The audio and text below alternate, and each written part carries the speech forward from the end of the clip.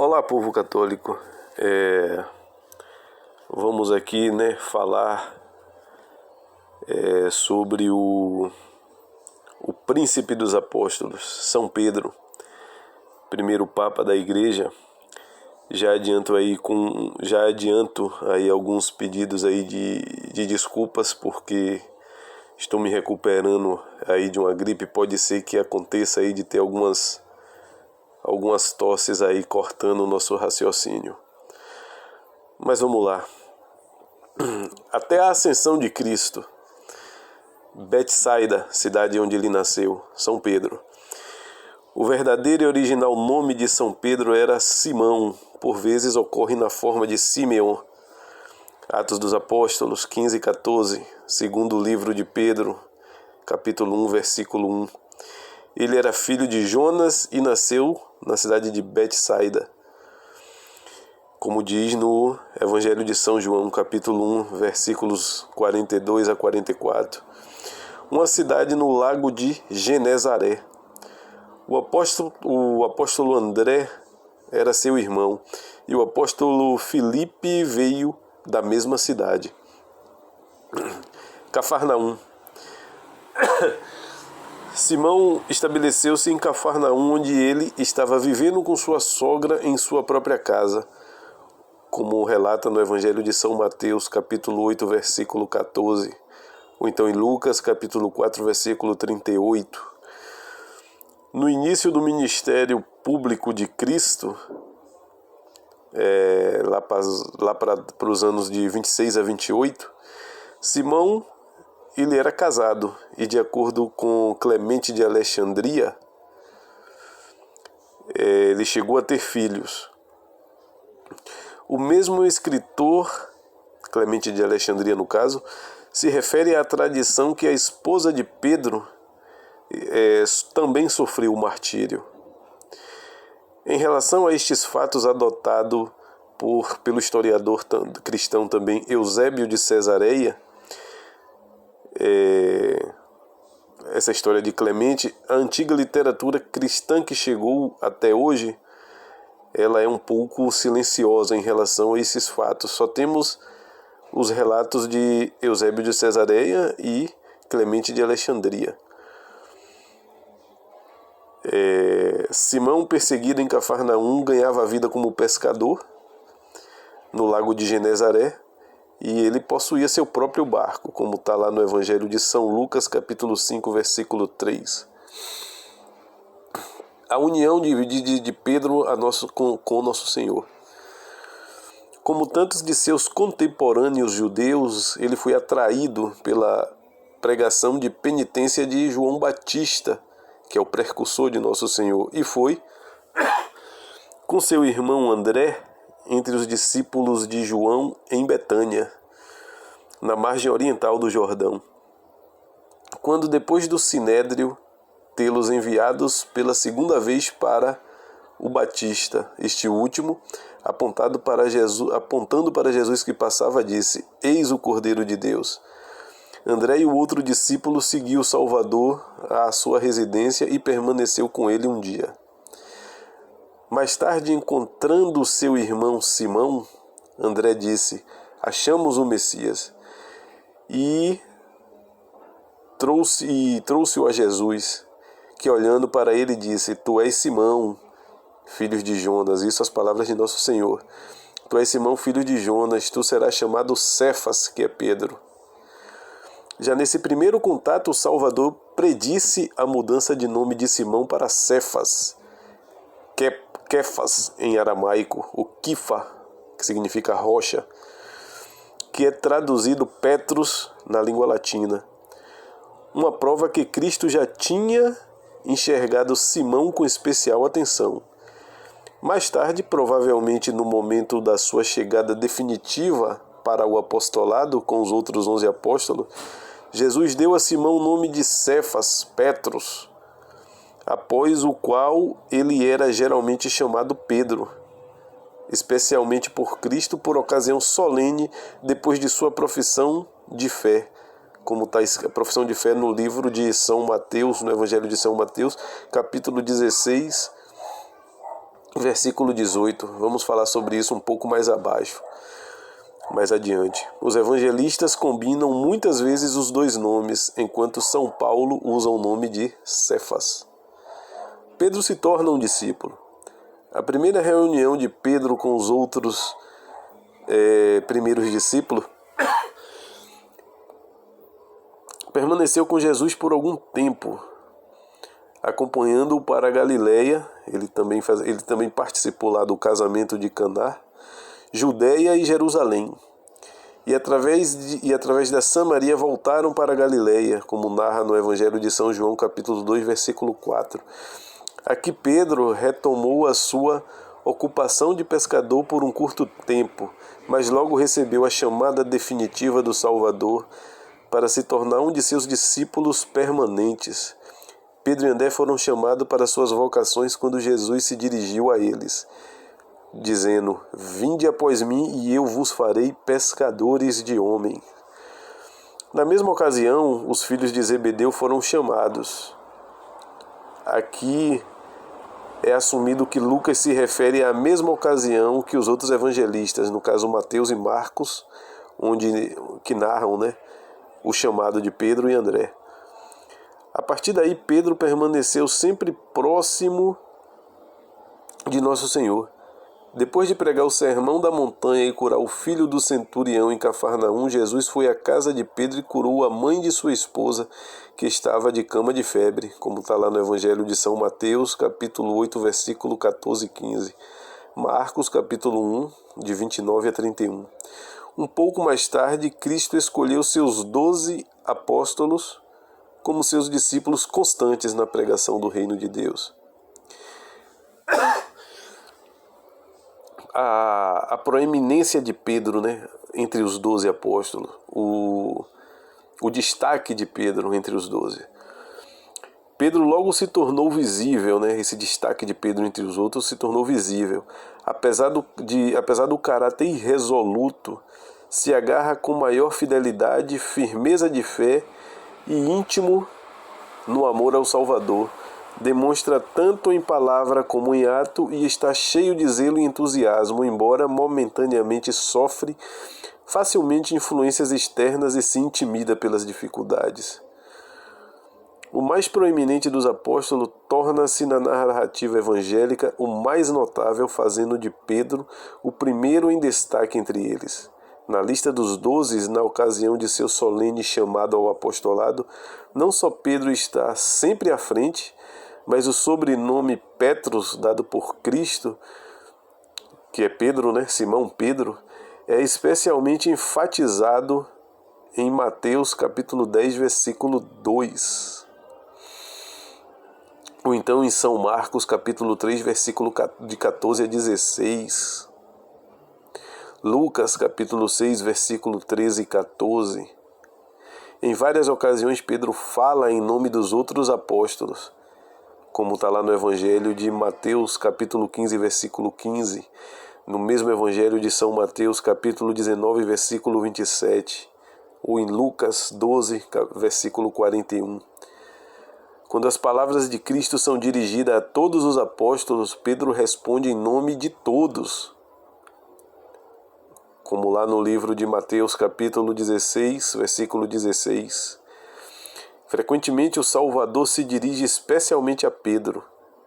Mateus 26, 40, Lucas 22, 31.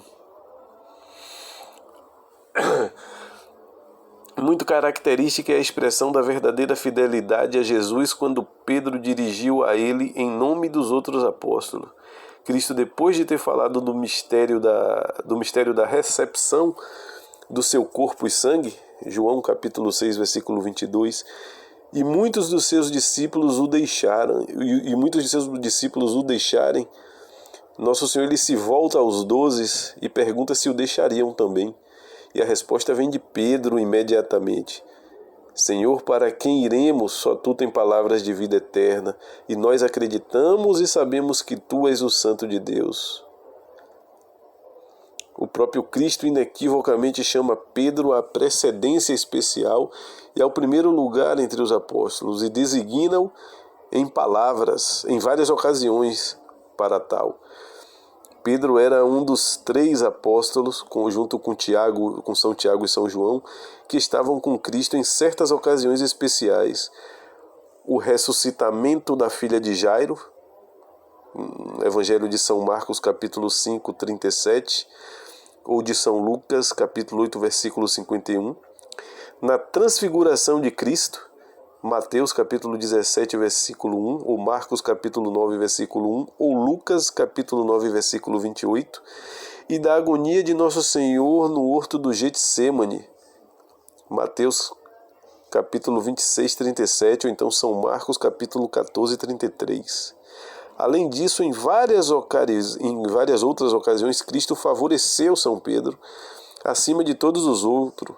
Entra no barco de Pedro, no lago de Genezaré, e prega para a multidão na praia. São Lucas, capítulo 5, versículo 3.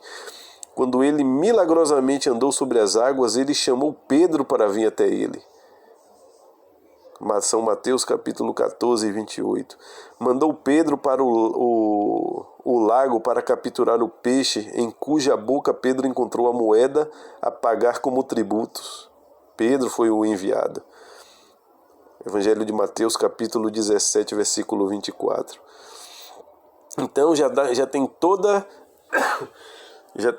um esboço, né? Já tem toda uma expressão de Nosso Senhor especial para com Pedro, que mostra que ele é a liderança entre os 12.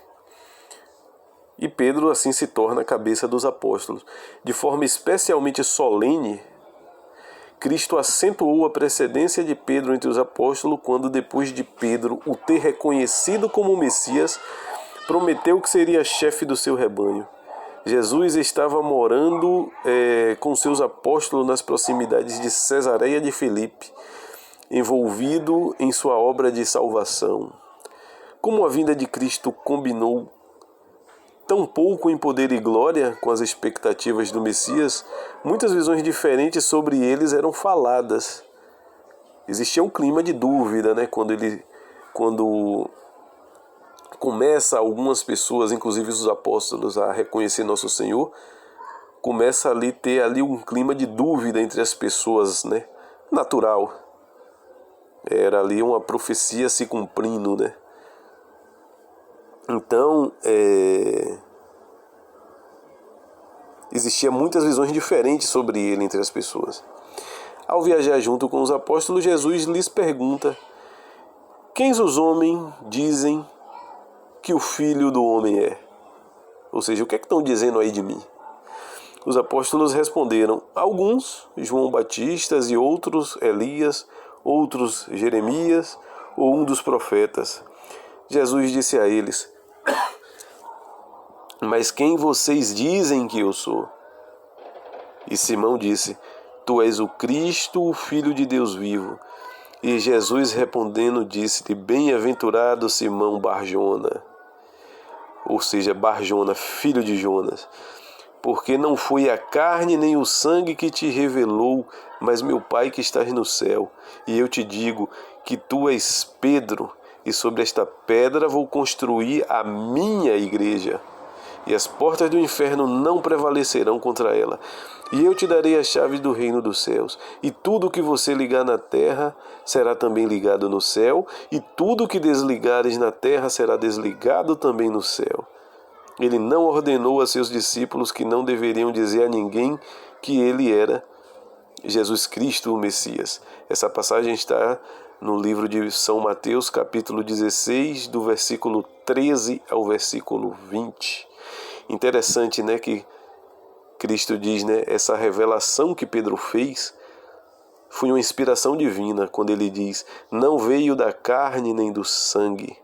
Bem-aventurado és tu, Simão Pedro, porque não foi nem o sangue nem a carne que revelou a ti, mas o Pai que está no céu.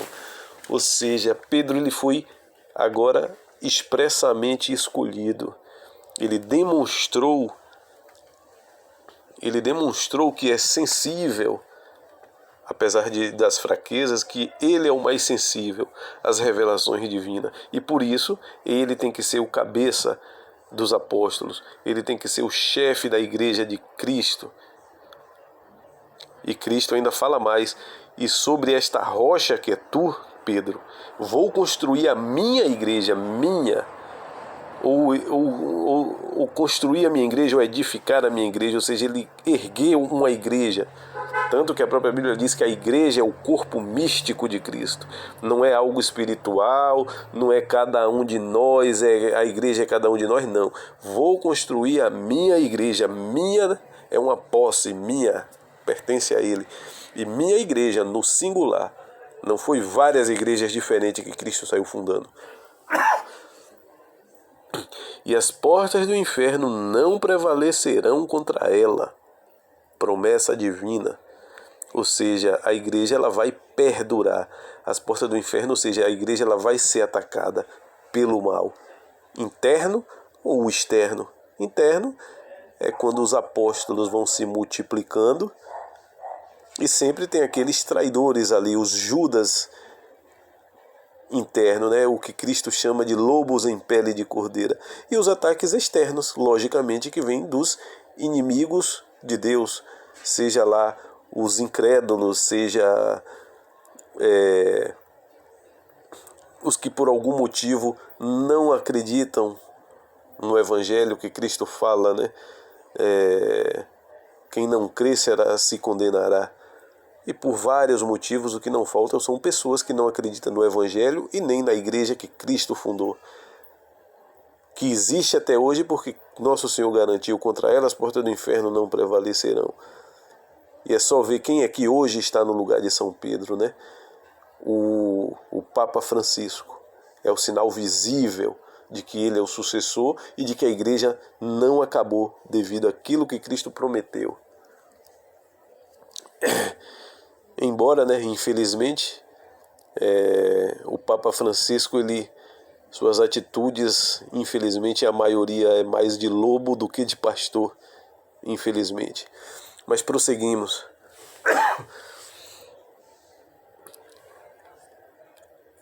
Pela palavra rocha, o Salvador não pode ter falado para si mesmo, mas somente a Pedro, como é muito mais evidente na própria língua do aramaico, né? Que a palavra significa kifa ou kefa, usada para Pedro e rocha. Sua declaração em seguida admite apenas uma explicação, a saber, que ele deseja fazer de Pedro a cabeça de toda a comunidade daqueles que creram nele como verdadeiro Messias. Que através deste fundamento, Pedro, como Cristo diz, né, sobre ti edificarei a minha igreja. O reino de Cristo seria invencível. As portas do inferno não prevalecerão contra a igreja. Ou seja, o reino de Cristo é invencível. Que a orientação espiritual dos fiéis foi colocada nas mãos de Pedro como representante especial de Cristo. Este significado torna-se tanto mais claro quando lembramos que as palavras bend e luz não são metafóricas, mas termos jurídicos judaicos. Também é claro que a posição de Pedro entre os outros apóstolos e na comunidade cristã foi a base para o reino de Deus na terra, isto é, a Igreja de Cristo. Pedro foi pessoalmente eleito como chefe dos apóstolos pelo próprio Cristo. Este fundamento criado para a igreja pelo seu fundador não poderia desaparecer com a pessoa de Pedro, mas tinha como objetivo continuar, como mostra a história real que eu acabei de citar, no primado da igreja romana e de seus bispos. Inteiramente inconsciente e, por si só, insustentável, é a posição, né, lógico, dos protestantes, né, que se auto-intitulam cristãos, né, afirmam que o primado de Pedro, que o primado dos bispos romanos não pode ser deduzido da precedência que Pedro mantinha entre os apóstolos, assim como a atividade essencial dos 12 apóstolos na construção e extensão da igreja não desapareceu completamente com suas mortes, né? É uma multiplicação. Os apóstolos formam novos apóstolos e continua a expansão da igreja. Certamente a primazia apostólica de Pedro não desapareceu completamente. assim como Cristo garantiu. Deve ter continuado a sua existência e desenvolvimento de forma adequada ao organismo eclesiástico, assim como o cargo dos apóstolos continuou de forma apropriada. As objeções foram levantadas contra a autenticidade da redação da passagem, mas o testemunho unânime dos manuscritos, as passagens paralelas dos outros evangelhos e a crença fixa, da literatura pré-constantina fornecem as provas mais seguras da autenticidade e do estado inalterado do texto de São Mateus, onde consta essa passagem. A dificuldade de Pedro com a paixão de Cristo. Apesar de sua fé firme em Jesus, Pedro até agora não tinha conhecimento claro da missão e do trabalho do Salvador. Os sofrimentos de Cristo como contraditórios com a concepção mundana do Messias. Lógico, né? As pessoas imaginam que o Messias vai ser uma pessoa que vai reinar com todo o ouro, com todo o brilho, com toda a riqueza, que vai destruir todos os seus inimigos, tudo isso humanamente falando. Então, essa concepção mundana eram inconcebíveis para ele e sua concepção errônea ocasionava uma repreensão aguda de Jesus. Jesus repreendia Pedro. Logo depois dessa passagem onde ele edifica a igreja sobre Pedro, você olha lá no livro de São Mateus, capítulo 16, versículo 21 a 23, onde Pedro diz que ele não se conforma quando Cristo diz que tem que passar pelo sofrimento e pela morte. Ele diz a Nosso Senhor, que não ia deixar acontecer. E Cristo volta para ele e fala: retira-te de mim, Satanás. Mateus capítulo 16, 21, 23. Ou então no livro de São Marcos, capítulo 8, 31 a 33. O caráter irresoluto de Pedro, que continuou apesar de sua fidelidade entusiasta ao seu mestre, foi claramente revelado em conexão com a paixão de Cristo. O Salvador já havia dito a ele que Satanás o havia desejado para que ele pudesse peneirá-lo como trigo. Mas Cristo rogou por ele para que sua fé não desfalecesse e, uma vez convertido, ele confirmasse seus irmãos. Olha aí, Pedro confirmando seus irmãos, o líder. São Lucas, capítulo 22, versículo 31 e 32. A certeza de Pedro de que ele estava pronto para acompanhar o seu mestre na prisão e na morte provocou a predição de Cristo de que Pedro o negaria. Aquelas 3 negações. São Mateus, capítulo 26, versículo 30 a 35. São Lucas, capítulo 22, versículo de 31 a 34.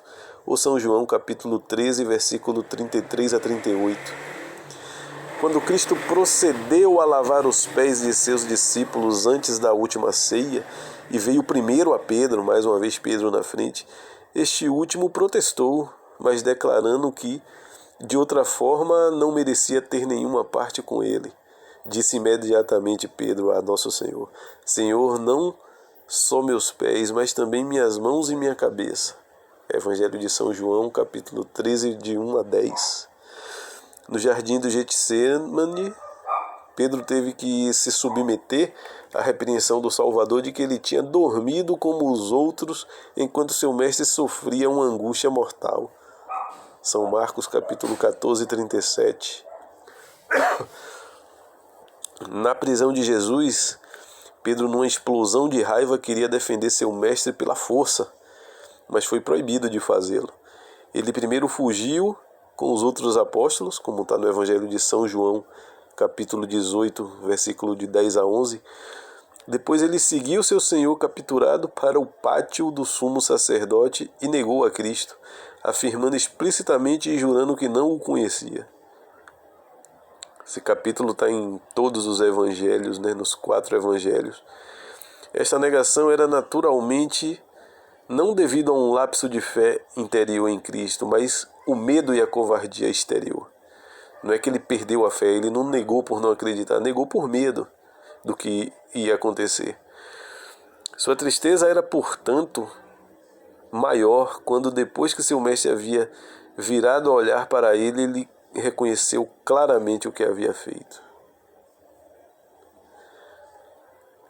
o Senhor ressuscitado também confirma a precedência de Pedro.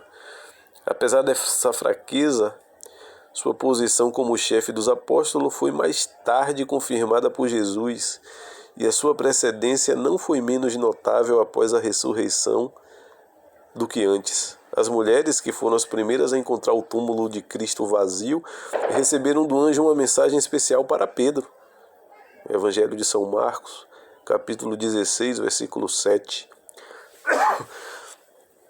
Para eles, sem os apóstolos, Cristo apareceu no primeiro dia após a ressurreição, como está lá em São Lucas 24:34, o primeiro livro de Coríntios, capítulo 15, versículo 5.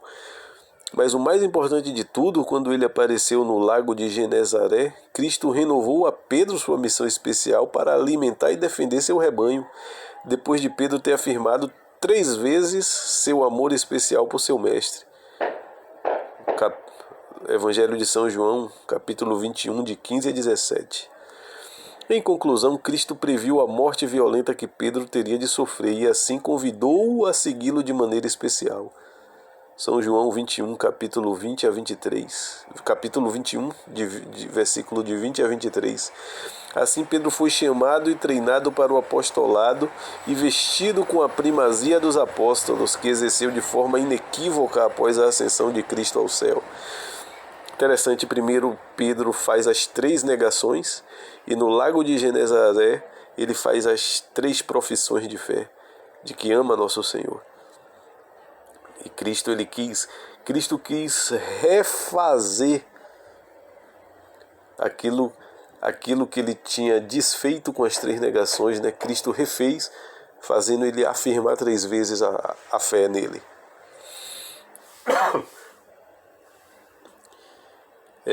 São Pedro em Jerusalém e Palestina após a ascensão.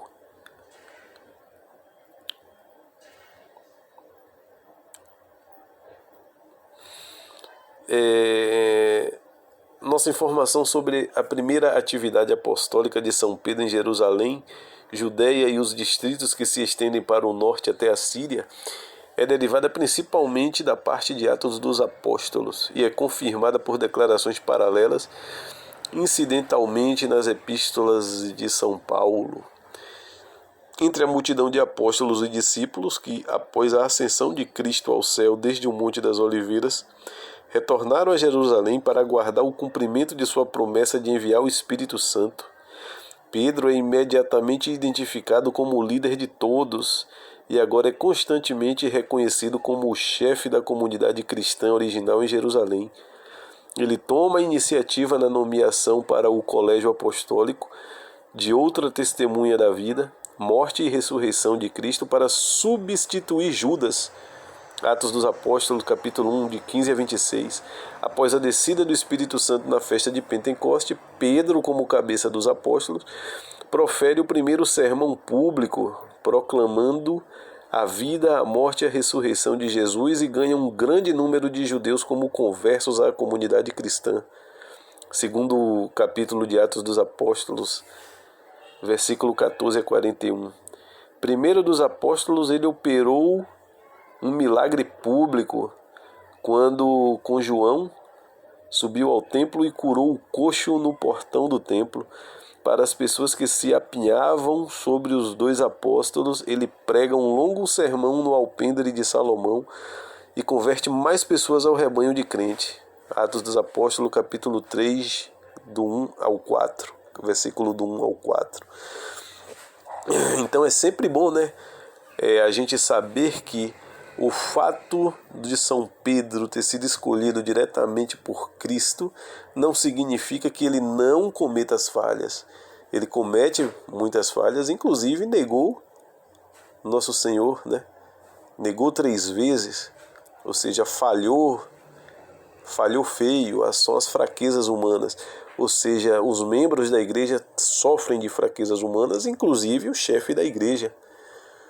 É sempre bom esclarecer isso, né? Porque geralmente muitos católicos deixam de ser católicos até por influências de protestantes, né? Que por haver alguém que cometeu um erro, algum bispo, algum padre, algum papa comete algum erro e eles saem logo falando, né? Olá, ó, o que é que o clero da igreja faz?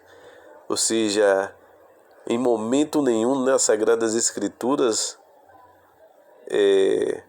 os apóstolos, os sucessores, os discípulos de Cristo foram isentos de todo tipo de erro. É uma infantilidade, né, até que os protestantes têm e usam para atacar a igreja, né, quando alguém do clero comete um erro. Você vê que Pedro cometeu o erro e Nosso Senhor, o próprio Nosso Senhor, redimiu o erro dele, né? Voltou para Pedro e redimiu o erro de Pedro de ter negado. E tem muitos católicos que, devido ao erro, né, de algum sucessor de Pedro, acompanham os protestantes na irracionalidade e até dizem, né, que o Papa não é Papa. Esses últimos papas da igreja mesmo, por exemplo,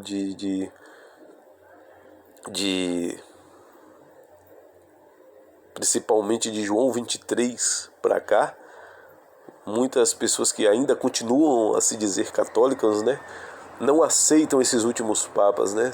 Até um movimento interessante, né? Bem parecido com o protestantismo, né? Que é o sedevacantismo.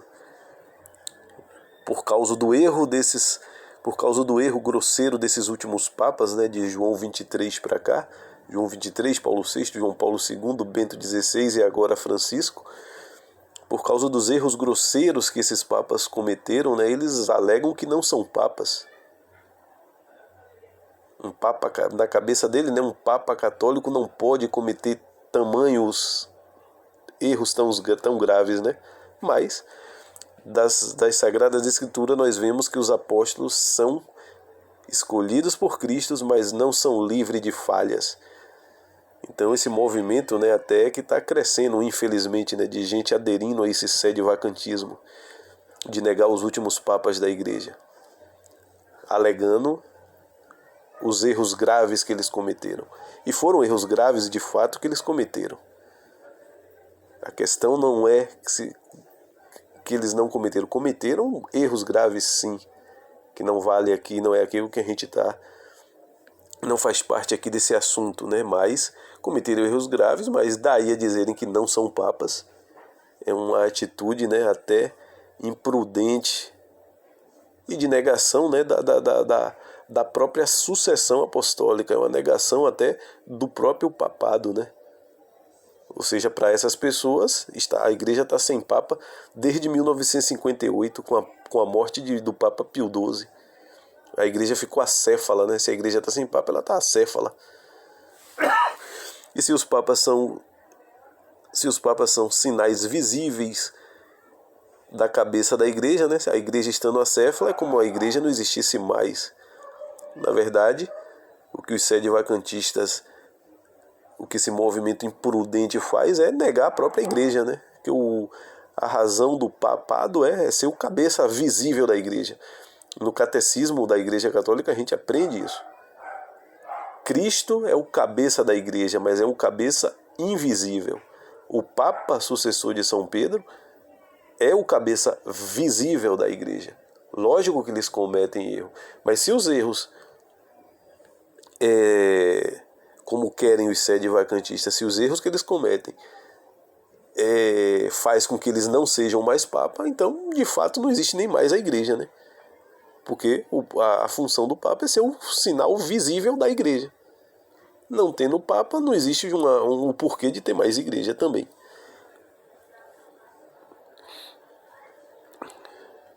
Então, vamos prosseguir aqui, né?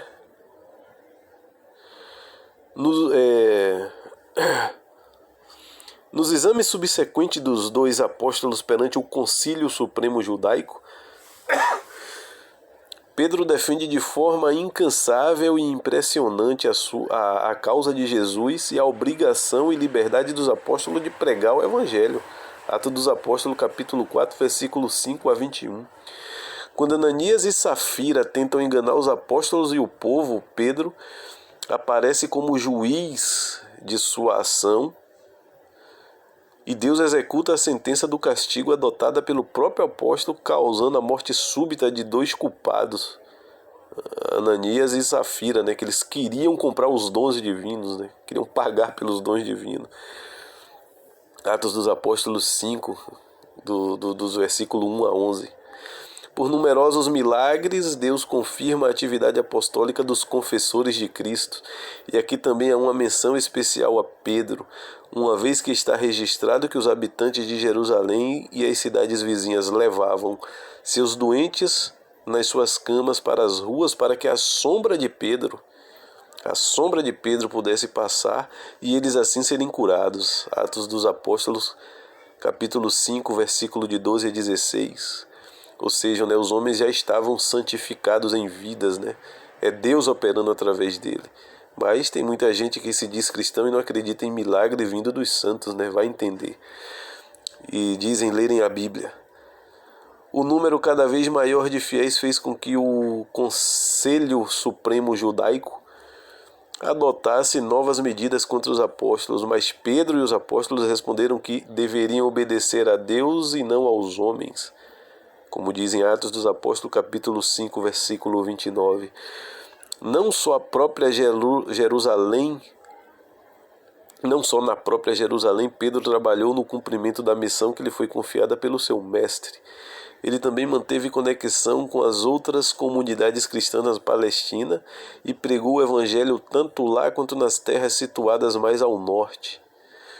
Quando Filipe, o diácono, ganhou um grande número de crentes na Samaria, Pedro e João foram delegados para prosseguir para lá, de Jerusalém, para organizar a comunidade e invocar o Espírito Santo para descer sobre os fiéis. Sempre Pedro fazendo a invocação.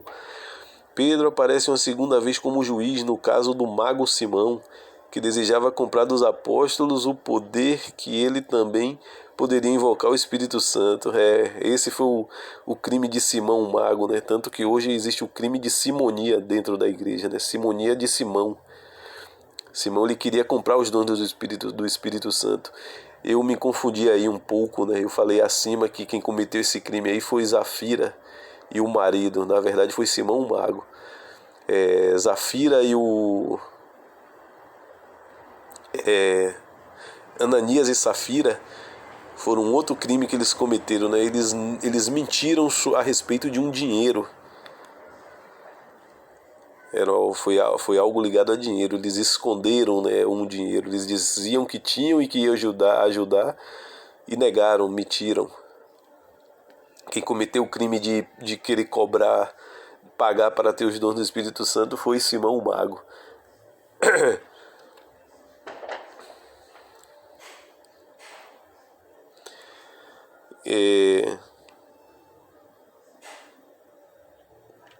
Deixa eu me localizar, né? Aqui nos apontamentos. Contou aqui o caso de Simão o mago, né? Nos Atos dos Apóstolos 8, capítulo 8, versículo 14 a 25. Posteriormente, após a partida de Paulo de Jerusalém e a conversão em Damasco, as comunidades cristãs na Palestina foram deixadas em paz pelo concílio judaico. Eram os perseguidores judeus que continuaram a perseguição. Pedro agora realizou uma extensa turnê missionária, né, que o levou às cidades marítimas de Lida, Jope e Cesareia. Em Lida, ele curou a Enéas, o paralítico. Em Jope, ele ressuscitou Tabita dentre os mortos. Em Cesareia, instituída por uma visão que ele teve em Jope, ele batizou e recebeu na igreja os primeiros cristãos não-judeus, o centurião Cornélio e seus parentes, como está lá em Atos dos Apóstolos, capítulo 9, do 10 a 31. No retorno de Pedro a Jerusalém, um pouco depois, os estritos cristãos judeus, ou seja, os judeus convertidos, que consideravam a observância completa da lei judaica como vinculativa para todos, perguntaram por que ele havia entrado e comido na casa dos incircuncisos, ou seja, para os judeus que receberam a circuncisão, todos os não-judeus convertidos também tinham que ser circuncidados, né? Pedro conta de sua visão e defende sua ação, que foi ratificada pelos apóstolos e os fiéis em Jerusalém. Uma confirmação da posição concedida a Pedro por Lucas, né, nos Atos, é concedida pelo testemunho de São Paulo, no Gálatas capítulo 1, de 18 a 20. Após sua conversão e 3 anos de residência na Arábia, Paulo veio a Jerusalém para ver Pedro. Aqui o apóstolo dos gentios designa claramente Pedro como chefe autorizado dos apóstolos e da igreja. A longa residência de Pedro em Jerusalém, na Palestina, logo chegou ao fim. Herodes Agripa I começa, nos anos lá idos de 42 a 44 depois de Cristo, uma nova perseguição à igreja em Jerusalém. Após a execução de São Tiago, filho de Zebedeu, este governante lança Pedro na prisão com a intenção de tê-lo executado depois que a Páscoa judaica acabasse. Esse era o plano. Pedro, no entanto, foi libertado de maneira milagrosa e seguindo para a casa da mãe de João Marcos, onde muitos dos fiéis estavam reunidos em oração, informou-os sobre a libertação das mãos de Herodes, enviou-os para comunicarem o fato para Tiago e os irmãos, e depois deixou Jerusalém para um outro lugar.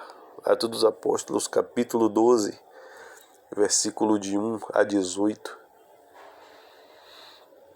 E assim continuou várias viagens missionárias no Oriente, e houve o Concílio dos Apóstolos. São Lucas não nos diz para onde Pedro foi depois da libertação da prisão em Jerusalém. A partir de declarações incidentais, sabemos posteriormente que fez extensas excursões missionárias pelas cidades do Oriente, embora não tenhamos nenhuma pista ali do tempo certo nem para onde foi, né? É certo que permaneceu por um tempo em Antioquia, onde o povo de Deus recebeu esse nome de cristão. Ele pode até ter voltado várias vezes, né? A comunidade cristã de Antioquia foi fundada por judeus cristianizados que foram expulsos de Jerusalém pela perseguição. Atos dos Apóstolos 11 e 19.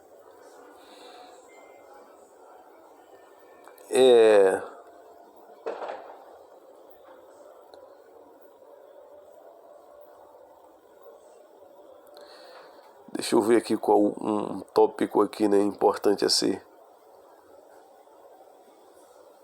citado aqui.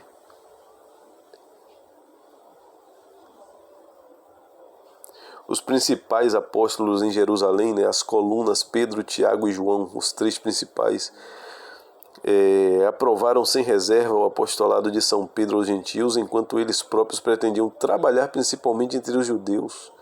Enquanto Paulo estava morando em Antioquia, a data não temos assim, uma precisão de uma data, São Pedro veio e se misturou livremente com os cristãos não judeus da comunidade, frequentando suas casas e compartilhando suas refeições. Mas quando os judeus cristianizados, os judeus convertidos, né, chegaram em Jerusalém, Pedro, temendo que esses rígidos observadores da lei cerimonial judaica ficassem escandalizados e sua influência com os cristãos judeus estivesse em perigo, evitava em seguida comer com os incircuncisos. Havia, como eu falei aqui antes, né, essa dúvida, né? Os judeus que reconheceram, que se converteram a Nosso Senhor, que reconheceram Cristo como o Messias, eles achavam que os povos não judeus também teriam que receber a circuncisão judaica, né? Isso não era necessário, né? A religião judaica era uma religião transitória, uma religião preparatória, então não tem porquê os gentios receberem essa circuncisão. Mas isso foi um motivo de uma polêmica, né, que surgiu, e Pedro mais uma vez, né, ficou decidido, né, que os pagãos, né, os pagãos convertidos não precisavam receber a circuncisão judaica.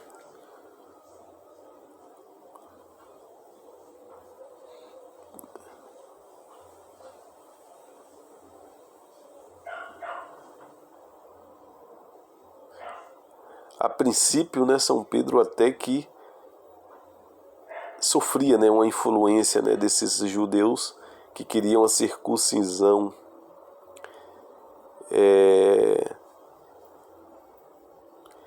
Tanto que essa conduta, né, de Pedro tá ali cedendo, né, por pressão dos judeus cristianizados,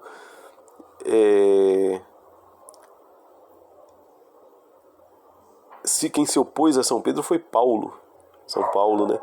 E poderia levar a confusão entre pagãos e convertidos, né? Este apóstolo dirigiu-se a uma censura pública a São Pedro, né? Porque sua conduta parecia indicar o desejo de obrigar os convertidos pagãos a se tornarem judeus antes, aceitar a circuncisão e a lei judaica. O incidente inteiro é outra prova da posição autorizada de São Pedro na igreja primitiva, né, já que seu exemplo e conduta foram considerados decisivos. Mas Paulo, que com razão viu a inconsistência na conduta de Pedro, olha aí mais uma vez, né, Pedro cometendo uma falha, né, cometendo falhas. São Paulo, vendo essa inconsistência e dos cristãos judeus, não hesitou em defender a imunidade dos pagãos convertidos à lei judaica. Sobre a atitude subsequente de Pedro sobre esta questão, São Paulo não nos fornece informações explícitas. Mas é até uma coisa lógica, né, que Pedro voltou atrás, tenha ratificado a afirmação do apóstolo dos gentios, que é São Paulo, e em seguida conduziu-se para os pagãos cristianizados como em primeiro lugar. Como principais opositores de seus pontos de vista a esse respeito, Paulo nomeia e combate em todos os seus escritos apenas os cristãos judeus extremos que vêm de Jerusalém. Ou seja, os judeus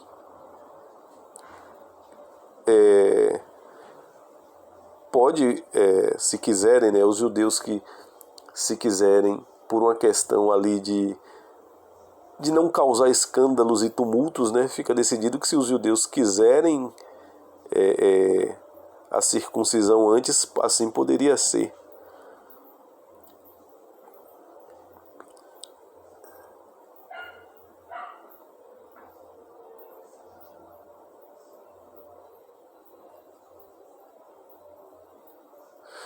Muito provável também que Pedro tenha prosseguido, né, os seus trabalhos apostólicos em outros distritos da Ásia Menor, pois dificilmente se pode supor que todo o período entre a libertação da prisão e o concílio dos apóstolos tenha sido gasto ininterruptamente apenas em uma cidade, seja Antioquia, Roma ou em qualquer outro lugar.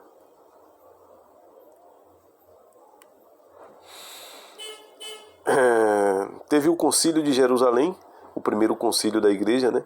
As ocorrências em Cesareia e Antioquia e o debate do concílio de Jerusalém mostram claramente a atitude de Pedro em relação aos convertidos do paganismo, né? Com os outros 11 apóstolos originais, considerou-se chamado de pregar a fé em Jesus, primeiro entre os judeus, como está em Atos dos Apóstolos 10:42, de modo que o povo escolhido de Deus possa compartilhar a salvação em Cristo. Atividade e morte em Roma, local de sepultamento. É um fato histórico indiscutível que São Pedro trabalhou em Roma na fase final de sua vida. Por isso, a Igreja de Cristo tem a sede em Roma. Terminou sua peregrinação terrestre pelo martírio. Quanto à duração de sua atividade apostólica na capital romana, a continuidade ou não da sua residência lá, os detalhes de seus trabalhos, bem como a cronologia de sua chegada e morte, todas essas questões são incertas, né? Só podem ser resolvidas em hipóteses mais ou menos bem fundadas. A residência de São Pedro em Roma, né, são verificadas como fatos históricos por uma série de testemunhos distintos que se estende até o fim do primeiro para o final do segundo século, né? Já logo no primeiro século logo, né, de Cristo, já se tem essa noção de que Pedro foi a Roma e lá ele foi martirizado. Que a maneira e, portanto, o lugar de sua morte deve ter sido conhecida nos círculos cristãos amplamente espalhados no final do primeiro século. é claro a partir da observação introduzida pelo Evangelho de São João, que diz respeito à profecia de Cristo, que Pedro seria obrigado a ir para onde não queria. E isto ele disse, significando que a morte seria para glorificar a Deus. Evangelho de São João, capítulo 21, de 18 a 19. Tal observação pressupõe em leitores do quarto evangelho um conhecimento da morte de São Pedro. A primeira epístola de São Pedro foi escrita, sem dúvida, de Roma, desde a saudação no final que se lê: a igreja que está na Babilônia saúda-vos, assim o faz ao meu filho Marcos. Ao meu filho Marcos. E está no Evangelho de São Marcos, capítulo 5, versículo 13. Babilônia aqui deve ser identificada com a capital romana, desde a Babilônia sobre o Eufrates, que estava em ruínas, ou Nova Babilônia, Seleucia, no Tigre, ou Babilônia egípcia, perto de Mênfis, ou Jerusalém, não podem ter esse significado. A referência deve ser a Roma, a única cidade que é chamada Babilônia em outras partes da antiga literatura cristã, como no livro de Apocalipse, capítulo 17, versículo 5. Roma era conhecido como a Babilônia. Então, quando Pedro, na própria epístola de São Marcos, quando ele fala da Babilônia, ele está dizendo que ele está em Roma, que é assim que Roma era conhecida. Do bispo Papias de Hierápolis a Clemente de Alexandria. Ambos apelam para o testemunho dos antigos presbíteros, ou seja, os discípulos dos apóstolos, os sucessores dos apóstolos. Aprendemos que Marcos escreveu seu evangelho em Roma a pedido dos cristãos romanos que desejavam um memorial escrito da doutrina pregada a eles por São Pedro e seus discípulos. Está no livro de História da Igreja, do historiador Eusébio. Isto é confirmado por Santo Irineu no livro Contra Heresias, ou Adversos Hereses, como está. Em conexão com esta informação relativa ao Evangelho de São Marcos, Eusébio, o historiador, contando com uma fonte anterior, talvez, diz que Pedro descreveu Roma figurativamente como Babilônia, descrita em sua primeira epístola.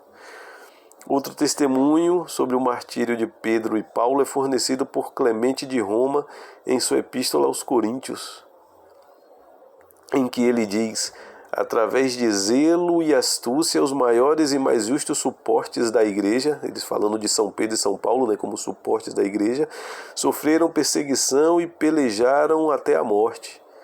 Vamos colocar diante dos olhos os bons apóstolos, São Pedro, que em consequência do zelo não sofreu uma ou duas, mas numerosas misérias e, tendo assim dado testemunho, ganhou a merecida glória. Então ele menciona também São Paulo, no número dos eleitos que estava reunidos com os outros e sofreu martírio entre nós. Ele está falando sem dúvida, como toda a passagem prova, da perseguição de Nero e, portanto, refere-se ao martírio de Pedro e Paulo nessa época.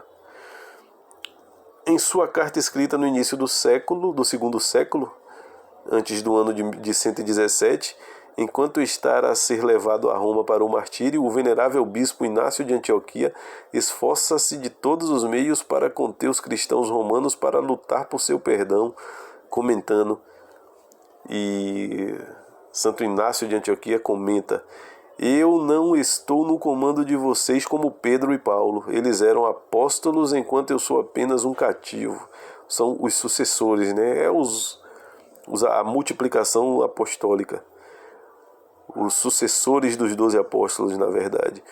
O significado desta observação deve ser que os 2 apóstolos trabalharam pessoalmente em Roma e pregaram com autoridade o evangelho lá. O bispo Dionísio de Corinto, em sua carta à igreja romana, no tempo do Papa Sotero, mais ou menos no ano ali de 165 a 174, diz: você tem, portanto, pela sua urgente exortação, confirmado a semeadura de Pedro e Paulo em Roma e Corinto. Olha aí, Roma de novo. Por ambos plantarem a semente do Evangelho também em Corinto, e junto nos instruíram, assim como eles também pregaram nesse mesmo lugar na Itália, e ao mesmo tempo sofreram um martírio. Irineu de Leão, nativo da Ásia Menor e discípulo de Policarpo de Esmirna, que foi discípulo de São João, passou um tempo considerável em Roma pouco depois de meados do século II, e depois procedeu a Lyon, onde se tornou bispo em 177, ano de 177 depois de Cristo. A igreja mais famosa e mais antiga conhecida por todos, fundada e organizada em Roma pelos dois mais gloriosos apóstolos, Pedro e Paulo, como está escrito também no livro Contra Heresias. Assim ele fez uso do fato universalmente conhecido e reconhecido da atividade apostólica de Pedro e Paulo em Roma para encontrar nela uma prova da tradição contra os hereges. E assim, são numerosos, né, os testemunhos, os escritos que mostram, né, que eles não só estiveram, como provavelmente foram martirizados. Havia assim em Roma também, né, um antigo memorial epigráfico que comemorava a morte dos apóstolos. O aviso obscuro no fragmento muratoriano, né, também pressupõe uma antiga tradição definida sobre a morte de Pedro em Roma. O romano Caius também, que morava em Roma no tempo do Papa Zeferino, no ano de 198 a 217, escreveu em seu diálogo com Próculos, dirigido aos montanistas. Ele escreve o seguinte: mas eu posso mostrar os troféus dos apóstolos. Se você quer ir ao Vaticano ou à estrada para a Hóstia, você encontrará os troféus daquele que fundaram esta igreja. Por troféus, Eusébio, que é o historiador, entende o túmulo dos apóstolos, mas sua visão é contrariada por alguns investigadores modernos que acreditam que seja o local da execução. Para nosso propósito é irrelevante qual das duas versões é correta. O testemunho mantém seu valor total em ambos os casos. De qualquer forma, o local de execução e o enterro de ambos estavam próximos. São Pedro foi executado no Vaticano, também teve seu enterro lá.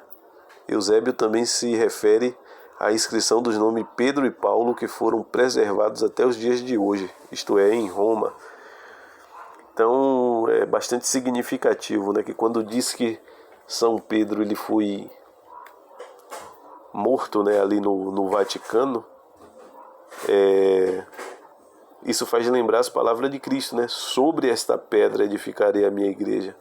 Onde é a sede da igreja de Cristo? Coincidentemente? Claro que não, no Vaticano. Onde está o corpo de São Pedro.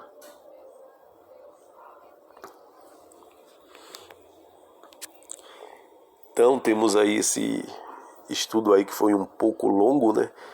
Eu tirei toda essa informação da Bíblia, da Enciclopédia Católica no site New Advent, em inglês, né? E a sua respectiva tradução.